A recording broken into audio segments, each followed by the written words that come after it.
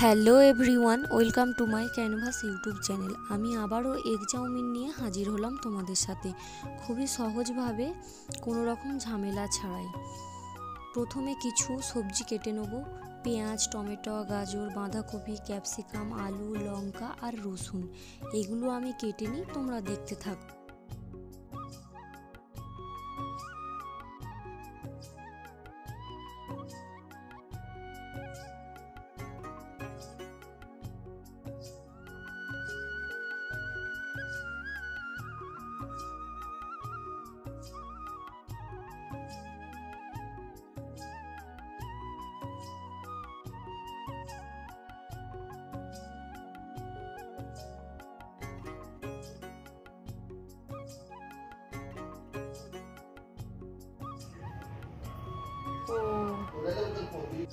এরপর একটি প্যানেতে সব সবজিগুলো দিয়ে অল্প লবণ দিয়ে হালকা করে ভেজে নেব।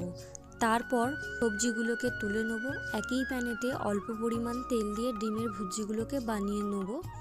বানানো হয়ে গেলে একটি পাত্রতে পরিমাণ মতো জল দিয়ে এবং লবণ দিয়ে চাউমিনগুলোকে সেদ্ধ করে নেব। এরপর পরিমাণ মতো তেল দিয়ে প্রথমে লঙ্কা কুচি আর রসুন কুচি দেওয়ার পরে সব সবজিগুলো দিয়ে দেবো, আর দিয়ে দেবো ডিমের ভুর্জি। তাতে দেবো একটু ম্যাগি মশলা আর দেবো সয়া সস, দিয়ে ভালো করে নাড়াচাড়া করতে থাকবো।